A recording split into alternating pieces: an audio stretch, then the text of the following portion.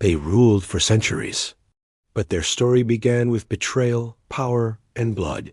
The Stewart dynasty built one of the most powerful royal legacies in British history.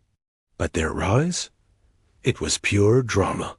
It all started in the 14th century with Walter Stewart, who married Marjorie Bruce, daughter of the legendary Robert the Bruce. Their son became King Robert II, the first Stuart king of Scotland. From there, the family ruled for over 300 years, producing icons like Mary, Queen of Scots, and James VI, who united the crowns of Scotland and England.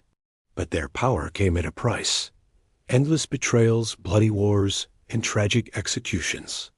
By the time of Bonnie Prince Charlie, the Stewarts were fighting to win back a throne they'd already lost. Their dream of a royal comeback ended in heartbreak. But the legend of the Stewart dynasty still echoes through Scotland's history. So, were the Stewarts heroes, or doomed by their own ambition? Tell me what you think in the comments below, and don't forget to follow for more epic royal secrets.